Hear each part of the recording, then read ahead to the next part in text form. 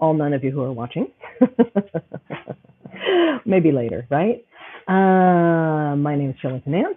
I am the creator of all things in the ShellHawk's Creations Etsy store. I also have a Patreon page, so you're more than welcome to look up ShellHawk's Creations there and support my art and the rebuilding of my studio. I've been a potter for around 9 years now, and I do a lot of Halloween and horror-related ceramics, but I also do fine art. And I've been lucky enough to have my work seen at the Crocker Museum and also in the International Ceramics Show, Feats of Clay, as well as, just all over the place. I've been very, very fortunate. I had a studio for a long time, and through various life circumstances, I don't have that studio anymore. I was living up in Northern California at the time, and now I'm not. I'm down in the Los Angeles area, and I'm just trying to rebuild my life and rebuild my studio.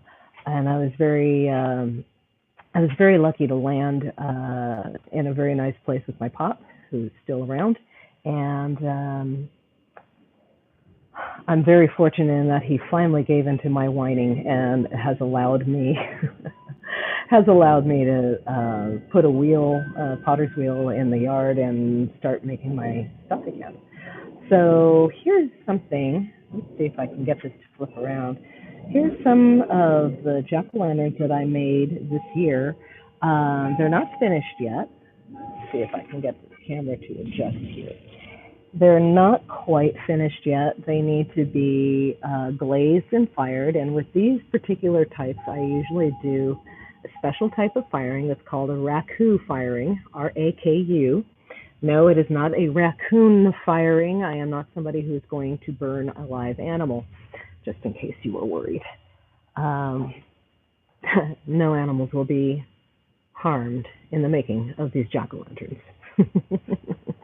So anyway, it's just an old Japanese way of glazing and firing. And it's just a super, super fun, quick way of firing. I'm not going to go into details right now until I'll do something to look forward to. I'm going to rebuild my raku kiln here soon. I don't know when soon is, but soon it'll happen.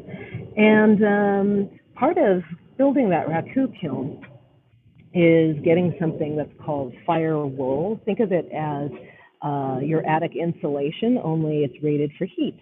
And what will happen is that firewall will be wired to an outside thing that'll act as the kiln wall. So you can make these with a garbage can, an ordinary stainless steel garbage can. I've had a couple that I made from landscaping cloth, which is actually wire. It doesn't hold up quite as well, so I might try the garbage can this time. Or I may save up and actually get some expanded wire, which is kind of that hardcore, very, very thick, like, I don't know if it's steel. I'm imagining that it's made out of steel. And it's that stuff that looks like mesh and like little diamonds all together. So I may do something of that nature, but we'll see. We'll see what is going to wind up being the most sensible way to do this. Anyway, so what I'll do then, once I have that, is I've made these buttons here. So if you see, these are all ceramic. These are all made out of ceramic.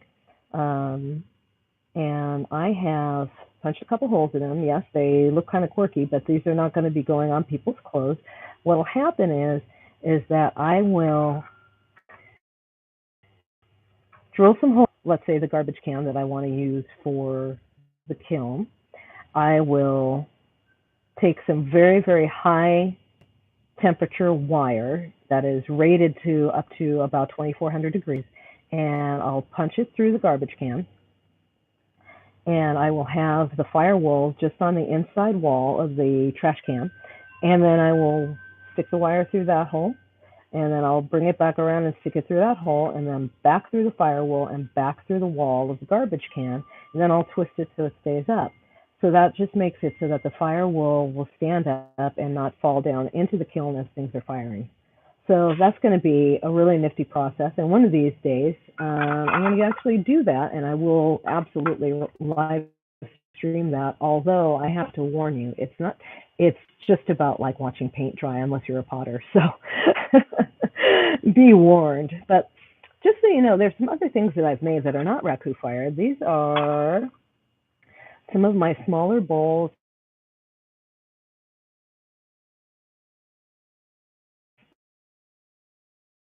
Prep bowls, and see here that, my hand's not huge. So you can see it fits really nicely into the palm of the hand. You can throw in just about anything in there. And so I've made some different ones with little different patterns on them for folks. A couple of these I'll probably sell as a set. I have some more over here that I did in a different glaze. This one is plain. I didn't stamp that. So you can get a little bit more of a focus on it. But I've done some really fun stamps. I've handmade those, and I'll talk about that in just a quick minute.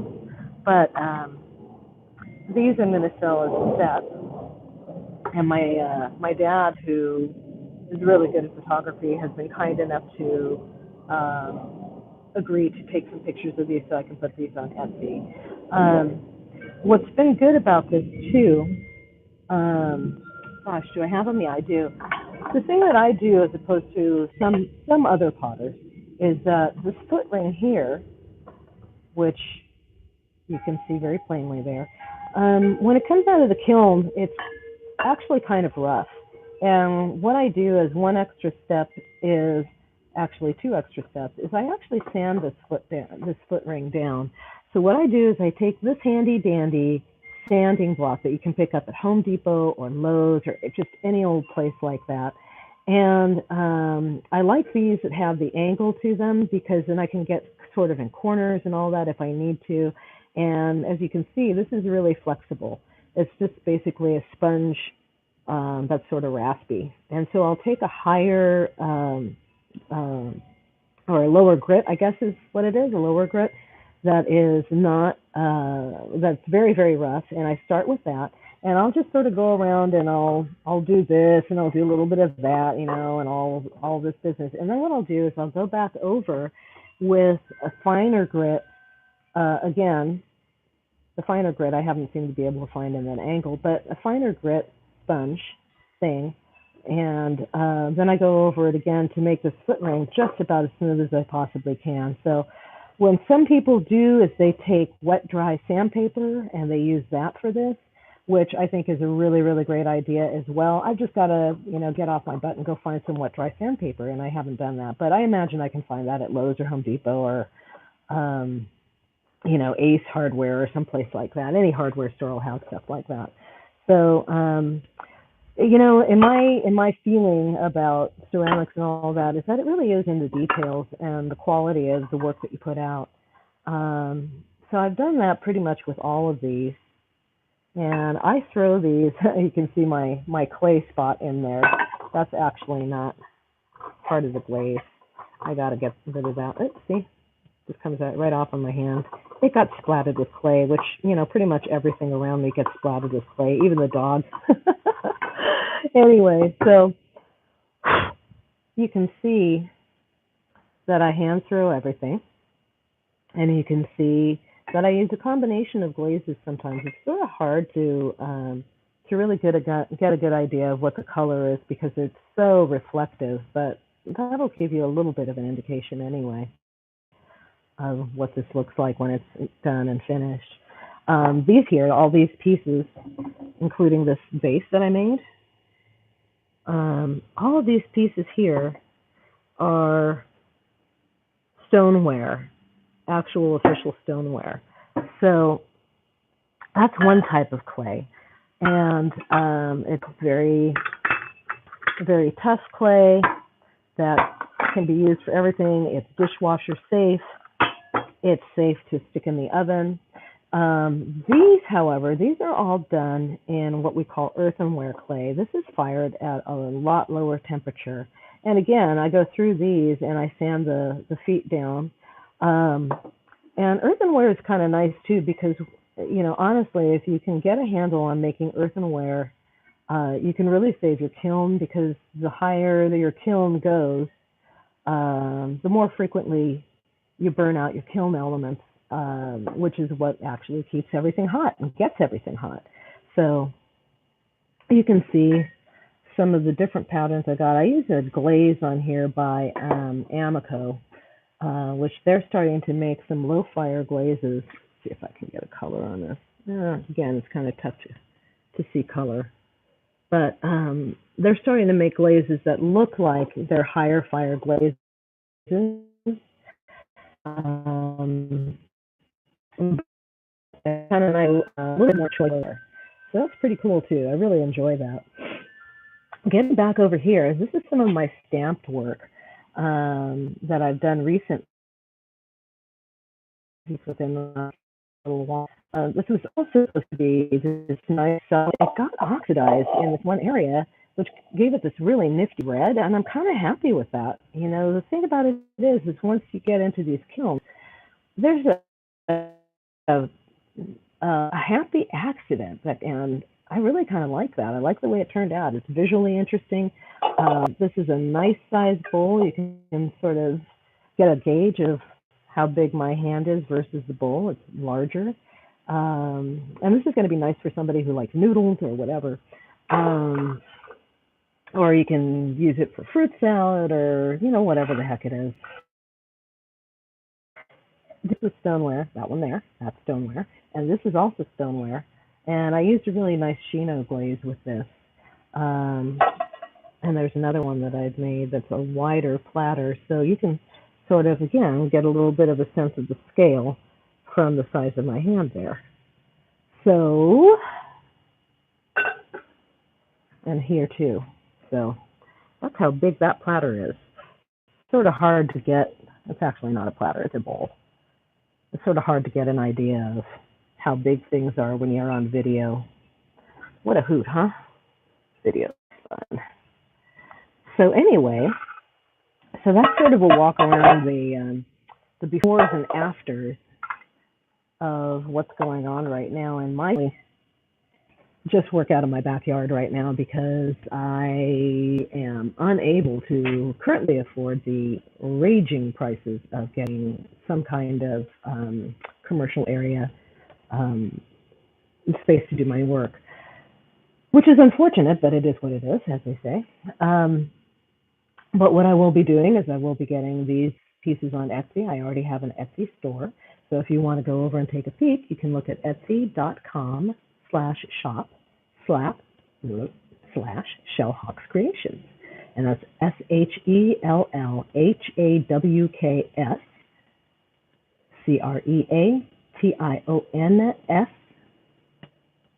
And that's the name of the store, ShellHawk's Creations. Although this is it backwards. This is backwards. It actually should be forward, ShellHawk's Creations. So I know, I'm such a dork. Speaking of dork, I'm going to set you down here and I'm going to show you my major dorky pottery apron that I use. Now, this is an apron that I got from another Etsy seller from Clay Dog Studios, as a matter of fact. And she makes pottery aprons for men and for women, and in all these really neat colors and all that kind of stuff. So I'm going to put you down here, and I will show you my super sexy pottery apron. Check this out. Can you imagine? This is going to be on the runways in Paris anytime now. So what's really nice is it's got this adjustable neck strap, and also,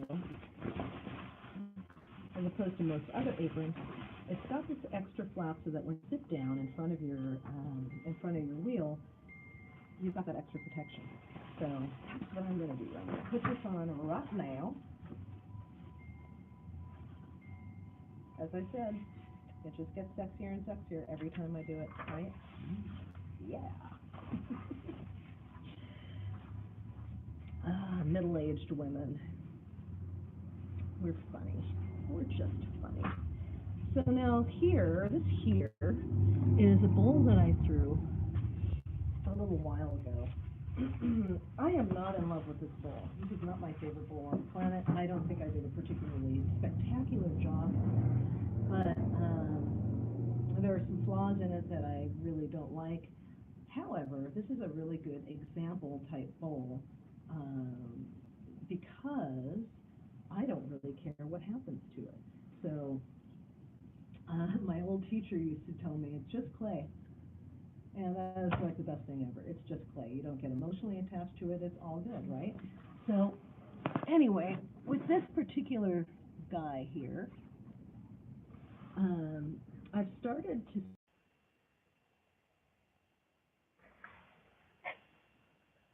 Are we there? We're back. Sorry.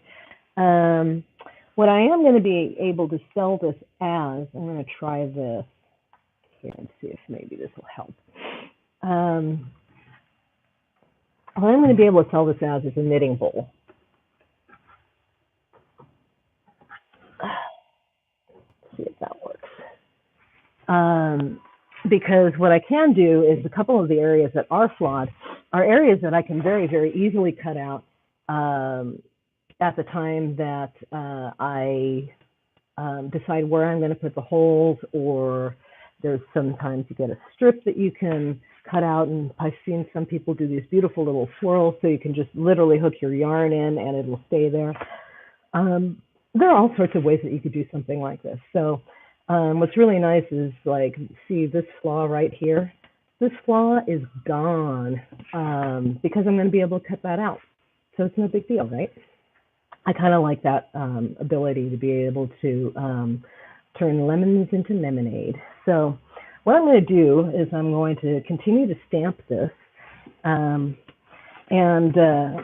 talking about stamps are kind of this really nifty thing. I'm currently, the studio that I'm working with,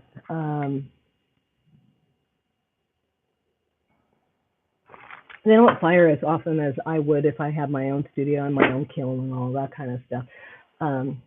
Unfortunately, it just kind of takes a really long time for them to get their firing stuff done. So I actually went from making ceramic stamps, such as like this guy, for instance.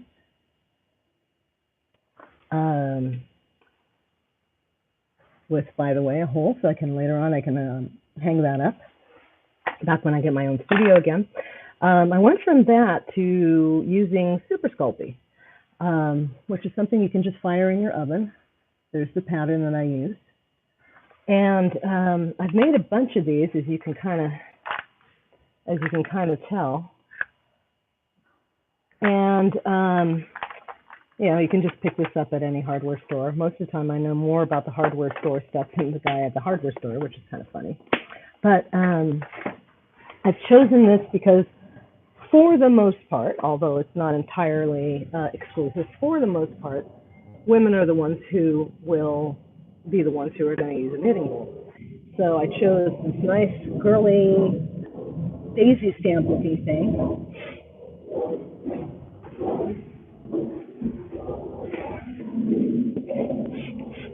I'm waiting for the plane to go by. And I'm just going to continue to stamp this little guy here.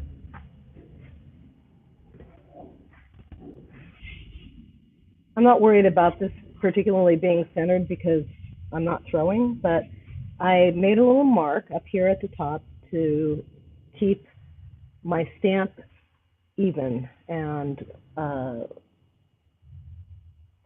so it'll be pretty much the same level. So I don't have everything just kind of floating around and up and down unless I really decide I want to do that.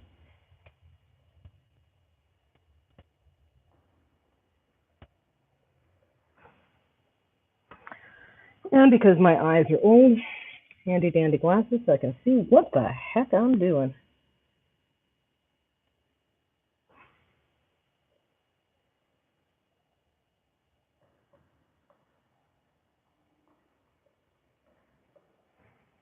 Now this clay is a little bit harder because unfortunately I left it out a little bit longer than I would have liked.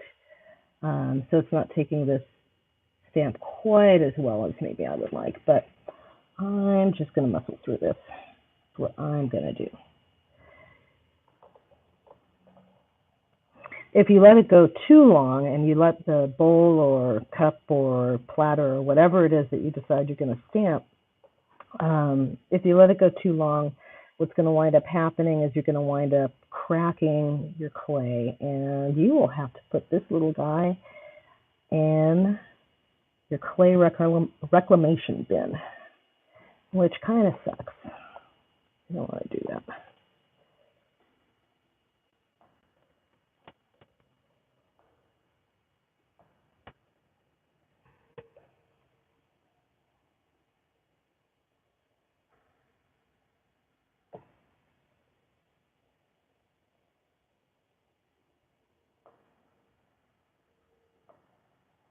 And what I do is sort of roll this around on my finger. I'm supporting with this hand here, obviously. I'm sure you can see that.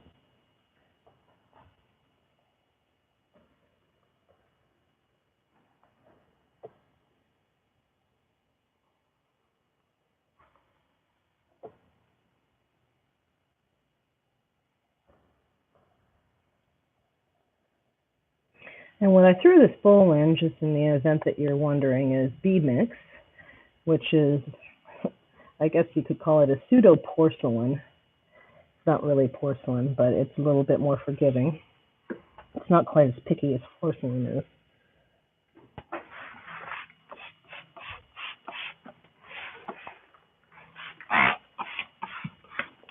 Let's sort of let that sit and absorb for a second. And once I'm actually done with all of this, it's going to be fired at cone 10, which is up over 2,000 degrees. And it will behave a bit more like a stoneware. Gosh, I love that sound. That's the wind chimes that my family has had in the yard forever and ever and ever. All right. Go back to stamping this.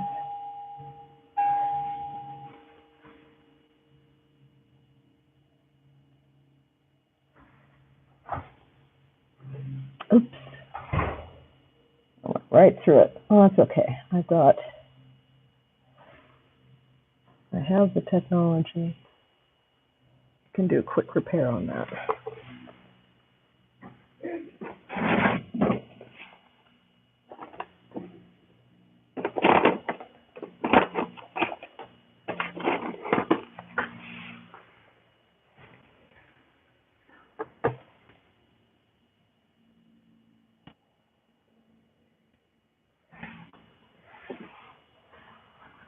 So what I do like is these finishing tools that will have this nifty, handy-dandy little rubber tips on them. And they are either angled or round, or there are a bunch of different ones. You can find some of this kind of thing. They're not quite as heavy with the rubber, but you can find some of the stuff at places like Michael's for polymer clay sometimes, if you're lucky. And it's really handy for shaping and putting some of this stuff back together. I was a little bit too rough with this here, but once again, I don't really care about what happens to this bowl. If it doesn't turn out, it doesn't turn out. If it does, great. I'll be happy. But if it doesn't, it's no big deal. It's only clay, and I'll just make more. There it goes.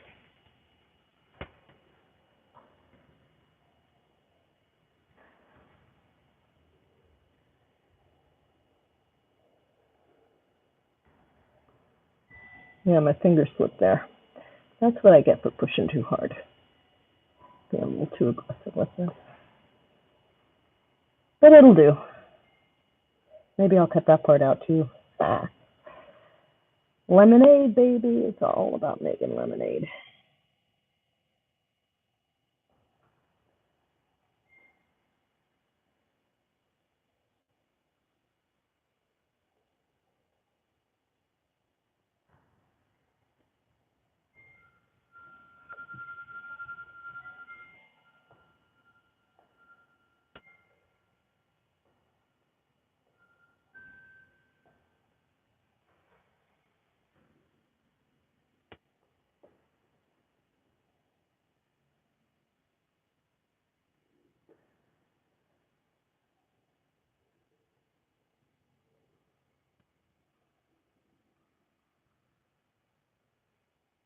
It's funny, I've got another clay that I use that comes from IMCO, it's Industrial Minerals, in Northern California. And I am deeply in love with their 811 buff and their 811 red. And what 811 means is it will fire from cone 8 to 11. And I love the elasticity of it. I love the way it throws. It's a beautiful throwing clay. But it also makes for a very, very good raku clay. Now, raku clay is different from, say, porcelain, because it's got a lot of what we call grog in it. And what grog is not a pirate drink, although I'm sure many of you are disappointed by that. It is not a pirate drink. Sorry. What grog is previously fired clay that's been ground up into basically sand.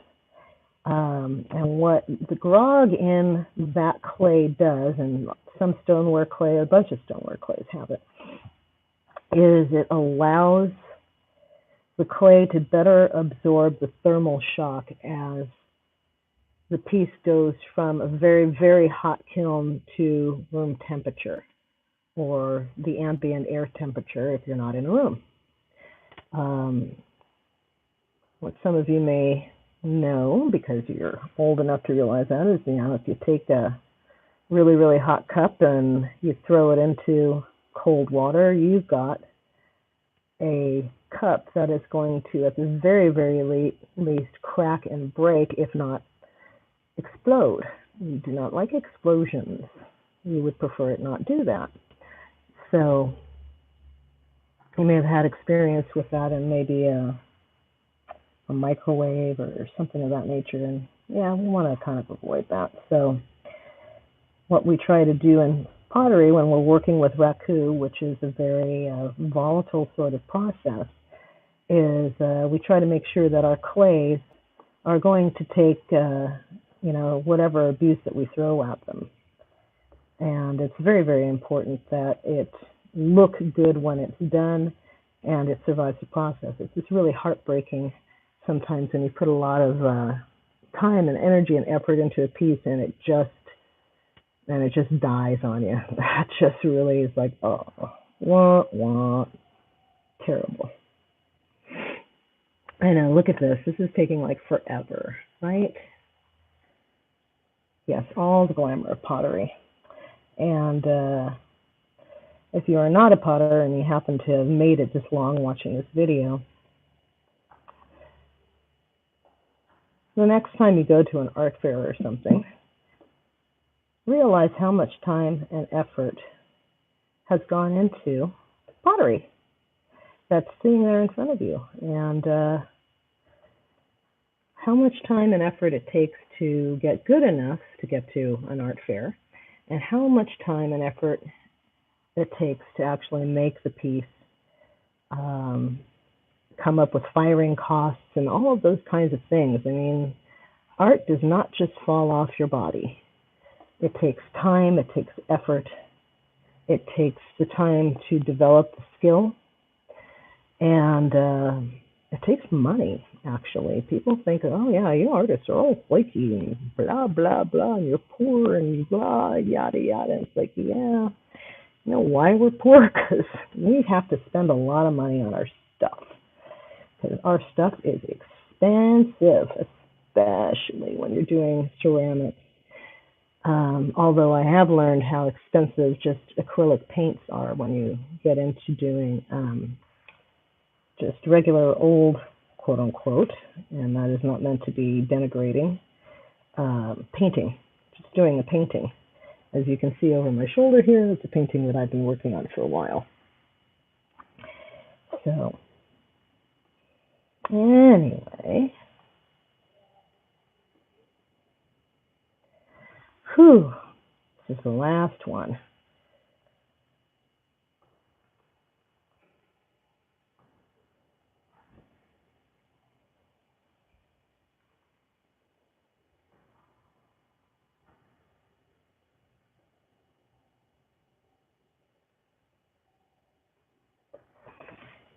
Whew.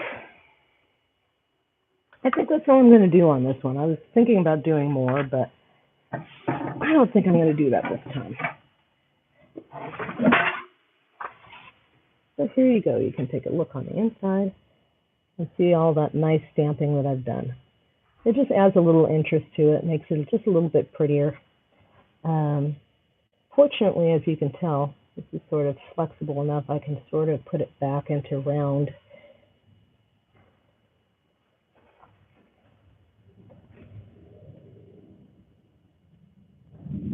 But that's basically it. Next step is going to be carving it.